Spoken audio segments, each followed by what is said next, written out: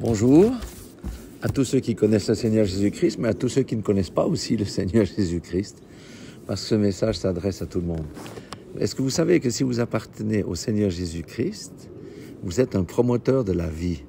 Vous savez, trop souvent, on oublie ce genre de petites choses. Nous sommes des promoteurs de la vie. Si quelqu'un n'est pas en Christ, il peut devenir un promoteur de la vie.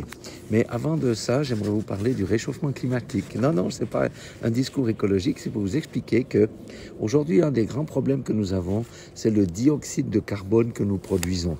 Et ce dioxyde de carbone a quelque chose d'assez mortel, puisqu'il conduit à des grands changements dans l'environnement.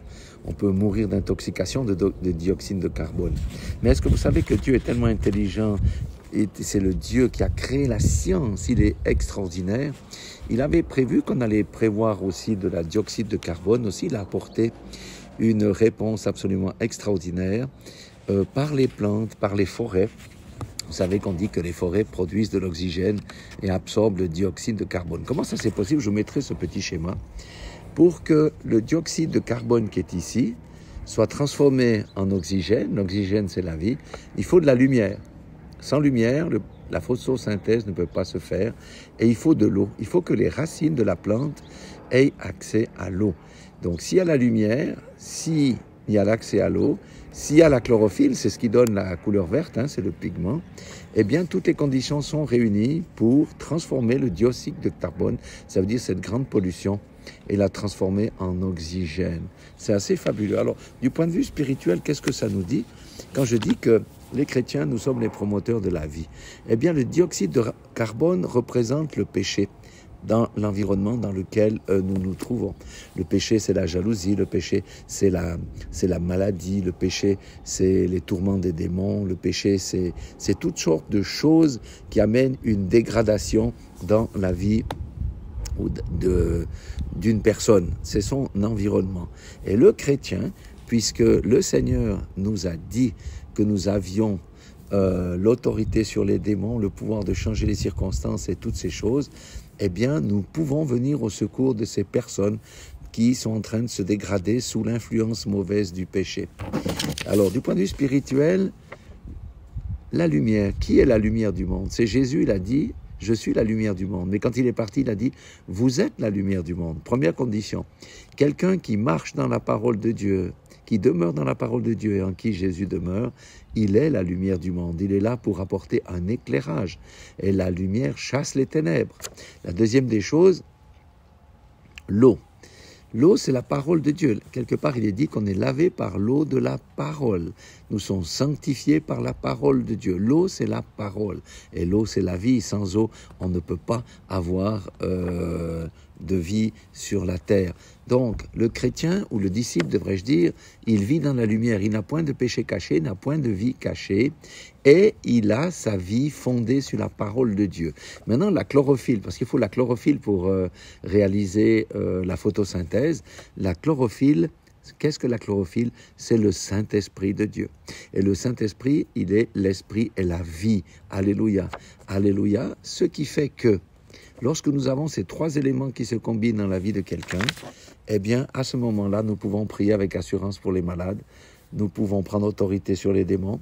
Nous pouvons changer les circonstances de la vie. Nous pouvons repousser l'ennemi. Nous pouvons apporter des paroles qui font du bien au cœur à ceux qui sont dépressifs, à ceux qui sont sous le joug de quelque chose.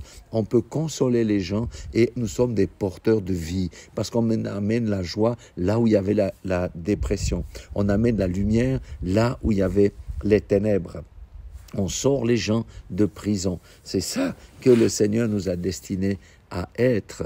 Mais comme je vous le dis, nous devons marcher dans la lumière. Et nous sommes la lumière du monde. D'ailleurs, il a dit dans Matthieu 5,14, vous êtes la lumière du monde. Et on ne cache pas la lumière sous un boisseau, on la met sur la table pour éclairer toute la pièce. Alléluia. Nous sommes la lumière du monde. Mon frère, ma soeur, tu es la lumière du monde si tu appartiens à Christ. Tu es la lumière du monde. Et la lumière du monde ici, elle est là pour apporter la vérité. Alléluia. Et on dit que la vérité libère. Alléluia. Nous sommes aussi le sel de la terre, bien entendu, mais nous sommes aussi fondés sur la parole de Dieu. Nous devons connaître la parole de Dieu, parce que si on ne connaît pas la parole de Dieu, comment est-ce que je vais prier? Je vais faire des paroles d'hommes qui ne seront pas puissantes. Or, la Bible dit que toute parole qui sort de la bouche de Dieu ne revient pas à moi sans avoir produit l'effet pour laquelle elle a été envoyée. C'est dans Ésaïe 55, je ne sais plus, 55,4, quelque chose. Vous pouvez chercher cette parole. Donc, et vous savez, Jésus a combattu le diable avec la parole. Il a dit, il est écrit. Il est écrit. Donc, si quelqu'un n'est pas fondé sur la parole, comment il va se lever contre les démons? Comment il va chasser une mal? Il va avoir du succès dans la guérison. Si on ne connaît pas la parole, on ne peut pas utiliser les outils que Dieu nous a donnés pour combattre l'ennemi, pour vaincre les démons, pour assujettir la maladie et toutes ces choses-là, pour changer les circonstances. Alléluia. Et du reste, celui qui a la puissance, c'est pas moi qui ai la puissance, c'est celui qui vit en moi qui a la puissance. Mais comment je peux activer celui qui vit en moi en le laissant vivre? Parce que la parole de Dieu dit, demeurez en moi et je demeurerai en vous. Si nous demeurons dans la parole de Dieu et nous marchons dans la droiture, etc., Christ vit en nous. Alléluia. Et c'est lui qui s'exprime par notre bouche, par nos mains, par nos pieds. Mais les gens doivent voir la lumière de par notre comportement, de par les paroles que nous prononçons, de par notre caractère. Et nous devons manifester le fruit de l'esprit. Alors je dis à quelqu'un qui ne connaît pas Christ, viens à Christ. Et Christ va te libérer, Christ va te donner la vie. Je dis à quelqu'un qui connaissait Christ, mais qui s'est peut-être endormi, parce que la Bible dit dans les derniers temps, les vierges folles, tout comme les vierges sages étaient endormies. Réveille-toi, mets-toi au service du Seigneur, parce que si tu as le Saint-Esprit en toi, qui est la chlorophylle, alors à ce moment-là, avec le Seigneur, tu feras des exploits. Voilà ce court message que je voulais vous partager aujourd'hui. Soyez très richement bénis dans le nom puissant de Jésus-Christ de Nazareth. Rappelez-vous que nous sommes la lumière du monde. Rappelez-vous que nous sommes là pour changer l'atmosphère, guérir les malades, chasser les démons. Rappelez-vous toutes ces choses merveilleuses, parce que ça fait partie des promesses que le Seigneur nous a données. Voilà, je vous aime, Dieu vous aime.